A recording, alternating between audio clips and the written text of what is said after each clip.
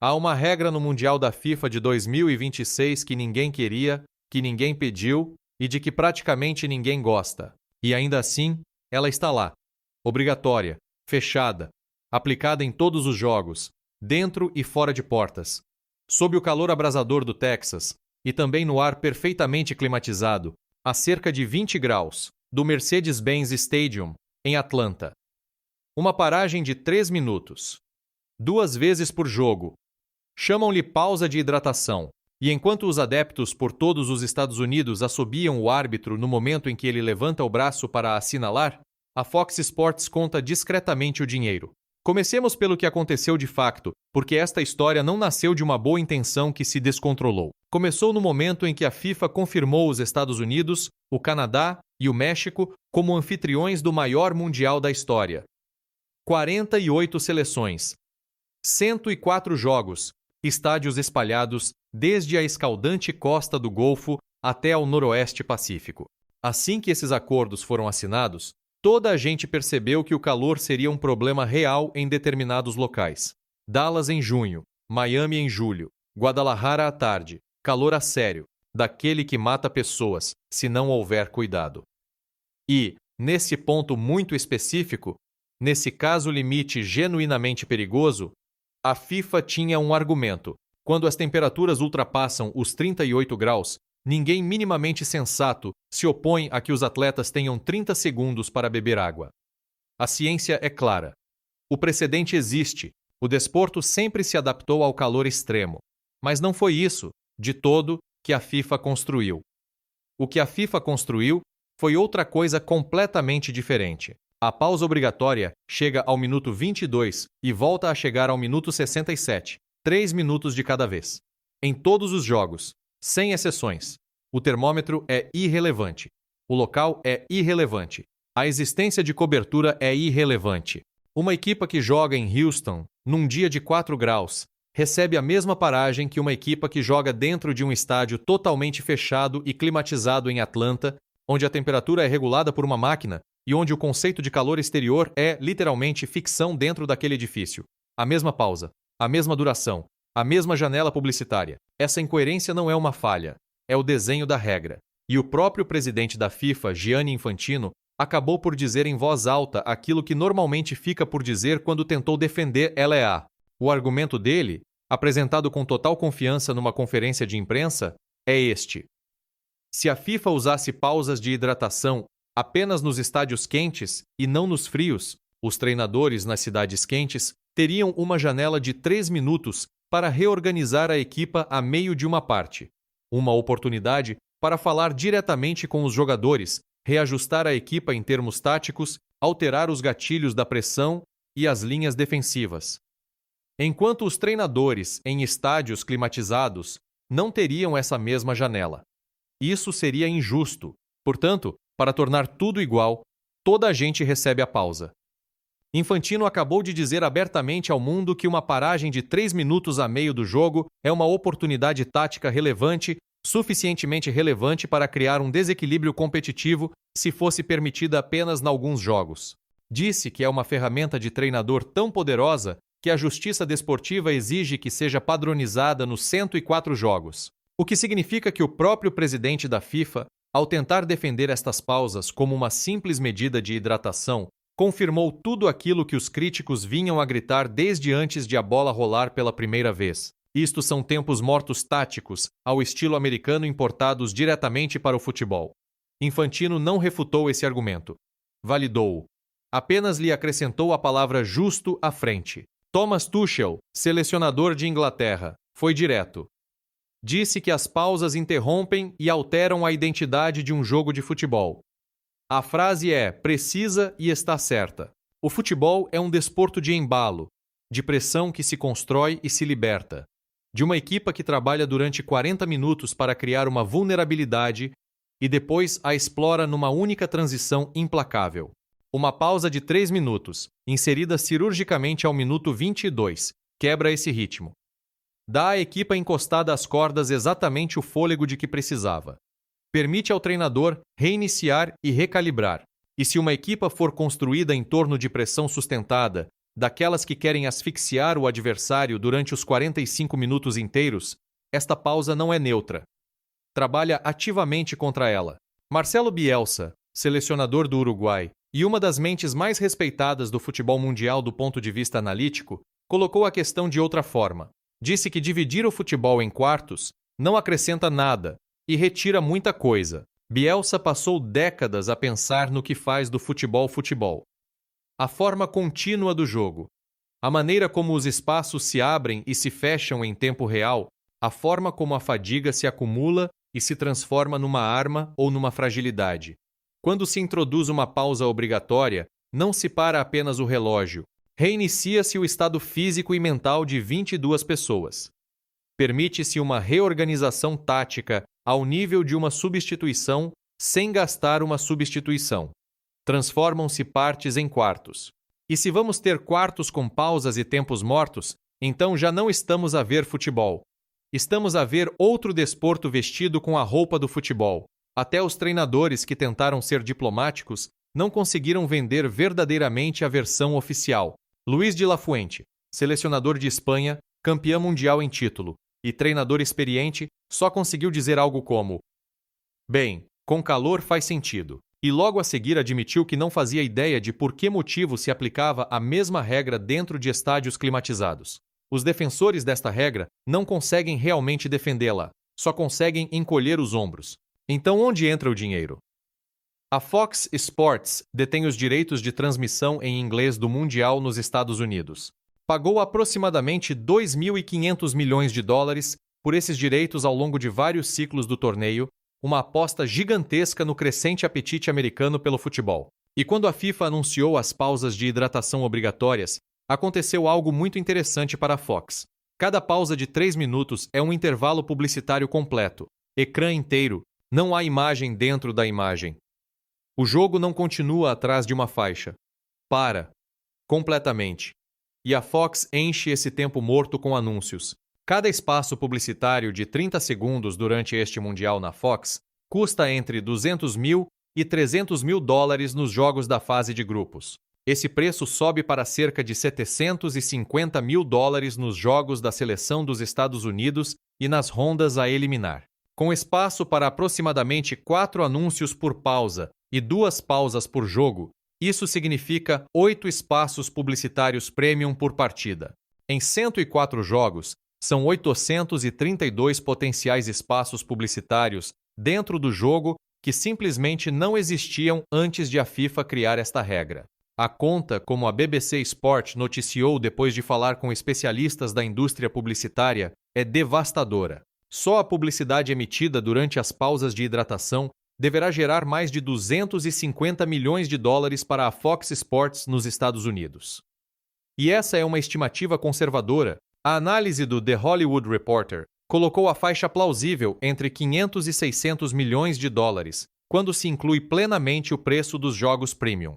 O Sports Business Journal noticiou que a Fox deverá arrecadar, no mínimo, 250 milhões, com o limite superior bem acima dos 500 milhões. Para colocar isto em contexto, segundo foi noticiado, a Fox pagou cerca de 300 milhões de dólares por ciclo de Mundial pela sua parte dos direitos nos Estados Unidos. Só a publicidade das pausas de hidratação, apenas por causa desta regra, poderia cobrir todo esse custo de direitos. Num único torneio, numa única inovação que a FIFA inventou e apresentou como medida de saúde, é este número que paira sobre cada uma das declarações de Infantino em conferência de imprensa. Porque isto foi o que ele disse de facto. Ficou diante dos jornalistas e declarou, cito diretamente, não há receitas adicionais para a FIFA, porque todos os acordos comerciais foram assinados com bastante antecedência. Portanto, para nós, isto não é uma questão financeira. Para nós, é uma questão puramente desportiva. Vamos desmontar isto peça por peça. A primeira afirmação, a de que a FIFA não ganha dinheiro adicional, é tecnicamente estreita de uma forma pensada para induzir em erro. Foi a FIFA que negociou e vendeu esses direitos de transmissão. Quando a Fox assinou o acordo, pagou por um produto. Esse produto contém agora entre 250 milhões e 600 milhões de dólares de inventário publicitário extra que não existia quando o contrato foi assinado. A Fox está a captar esse valor neste ciclo, mas da próxima vez que a FIFA negociar os seus direitos de transmissão para o Mundial de 2030 em Espanha, Portugal, Marrocos e América do Sul, estará a vender um produto que o mercado já sabe que contém esse inventário publicitário. Esse inventário foi precificado, foi comprovado, e os parceiros de transmissão pagarão mais por um produto que o contenha. Infantino sabe exatamente como funcionam as avaliações dos direitos desportivos. A alegação de que a FIFA não retira qualquer benefício é um argumento construído sobre uma tecnicalidade que se evapora no momento em que começa o próximo ciclo de direitos. Quando um jornalista pressionou Infantino especificamente sobre se as televisões estavam a lucrar, a resposta dele foi notável. Encolheu os ombros literalmente e disse: "As televisões talvez gerem mais. Não sei. Ainda bem para eles. Ainda bem para eles." Ele criou a regra, criou as pausas, criou os espaços publicitários. E, quando confrontado com o beneficiário direto da sua decisão a gerar centenas de milhões em receitas imprevistas, disse: "Ainda bem para eles." E seguiu em frente. Havia uma versão disto que teria sido perfeitamente aceitável. Essa versão já existia. O futebol já tinha um protocolo para o calor. Se a temperatura num estádio ultrapassasse determinado limiar, digamos 32 graus Celsius, cerca de 90 Fahrenheit, o árbitro tinha a possibilidade de assinalar uma breve pausa para beber durante uma interrupção natural do jogo. 30 segundos. Garrafas de água distribuídas. O jogo recomeçava. Era discreto. Era proporcional. Respondia às condições reais, não a um horário fixo. Jogadores e treinadores compreendiam. Os adeptos aceitavam. Ninguém assobiava. A FIFA pegou nessa ferramenta razoável, já existente, e substituiu-a por algo completamente diferente. Uma paragem obrigatória, programada, com duração de intervalo publicitário, em todos os jogos, independentemente das condições, imposta ao evento desportivo mais visto do planeta, a gerar uma nova fonte de receitas para os seus parceiros de transmissão, e defendida com o argumento de que é uma questão puramente desportiva. A reação tem sido suficientemente forte para atravessar até a máquina de comunicação da FIFA, normalmente quase impenetrável. Jogadores ao longo do torneio queixaram-se, membros das equipas técnicas falaram publicamente. Os adeptos assobiaram. Assóbios reais, sustentados, dentro dos estádios, dirigidos ao árbitro por simplesmente cumprir uma regra que não criou. Isto não é o murmúrio discreto da internet. É uma rejeição presencial, em tempo real, por parte das pessoas que pagam para assistir ao evento. A resposta da FIFA foi prometer uma análise. Pensemos no que isso significa na prática. Porque a forma como esse anúncio foi enquadrado importa. Infantino não disse que a FIFA está a reconsiderar as pausas. Não disse que a FIFA vai determinar se deve eliminá-las. Disse que a FIFA vai estudar a experiência e ponderar manter as pausas de hidratação em futuros mundiais. Essa linguagem não é a de uma revisão genuína. É a linguagem de uma conclusão já decidida, vestida como se fosse um processo aberto. E depois Infantino acrescentou algo que é brilhantemente cínico ou espantosamente inconsciente, dependendo do grau de generosidade com que se queira olhar para ele. Sugeriu que as pausas talvez estejam, na verdade, a melhorar a qualidade do futebol. Apontou para o caráter goleador deste torneio, com mais golos por jogo do que a média, e lançou a ideia de que os períodos de descanso poderiam estar a contribuir para essa intensidade. Talvez os treinadores possam reavaliar, disse. Os jogadores descansam um pouco e voltam à velocidade máxima. Isso é mau? Talvez seja bom. É uma evolução notável do argumento ao longo de uma única semana. No primeiro dia do torneio, as pausas eram estritamente sobre calor e segurança dos jogadores. Quando pressionados sobre o problema dos estádios cobertos, a justificação passou para a equidade competitiva. Todos merecem a mesma janela de intervenção técnica. Quando a pressão continuou, a história voltou a mudar. Afinal, as pausas talvez estejam a produzir melhor futebol. Os números dos golos parecem bons. Portanto, talvez isto fosse brilhante desde o início. O argumento dos golos é particularmente escorregadio, porque é correlação vestida de causalidade. O Mundial de 2026 tem, pela primeira vez, um formato com 48 seleções, o que significa que uma maior proporção de jogos apresenta diferenças significativas de talento entre as nações em competição. Mais desequilíbrios produzem estatisticamente mais golos. Os estádios incluem alguns dos ambientes mais favoráveis ao ataque na América do Norte, com relvados que favorecem transições rápidas. As orientações de arbitragem neste torneio têm sido mais rigorosas nas faltas defensivas, o que aumenta as oportunidades de golo. Atribuir os números de golos a uma pausa publicitária obrigatória é como dar o mérito do resultado final ao espetáculo do intervalo. Mas a FIFA não precisa de um argumento rigoroso. Precisa de um argumento plausível. E fabricar plausibilidade é algo em que Infantino é muito bom. Eis o que a análise vai concluir. Não é preciso esperar pelo relatório. Vai concluir que as pausas de hidratação foram globalmente positivas para o bem-estar dos jogadores. Vai citar os dados de calor dos estádios mais quentes como prova da sua necessidade. Vai assinalar que a regra da consistência, aplicar as pausas em todo o lado, foi essencial para a justiça competitiva. Vai referir o caráter goleador e intenso do torneio como prova de que as pausas não prejudicaram o produto. Vai recomendar a manutenção das pausas de hidratação no Mundial de 2030, possivelmente com pequenos ajustes cosméticos para antecipar críticas, e será conduzida inteiramente por pessoas dentro da FIFA, revista por processos controlados pela FIFA e publicada pela FIFA com exatamente as conclusões que Infantino já deixou antever na conferência de imprensa. O suspeito conduz a investigação. O juiz trabalha para o empregador do suspeito. O veredito já foi apresentado à imprensa. Este comportamento não é novo na FIFA. Estamos a falar da organização abalada por um dos maiores escândalos de corrupção da história do desporto, quando o Departamento de Justiça dos Estados Unidos acusou, em 2015, dezenas de dirigentes da FIFA de associação criminosa, fraude eletrônica e branqueamento de capitais. A investigação revelou mais de 150 milhões de dólares em subornos pagos em troca de direitos de organização de mundiais e contratos de transmissão ao longo de várias décadas. Altos executivos receberam pagamentos em dinheiro encaminhados através de empresas de fachada nas Ilhas Caimão.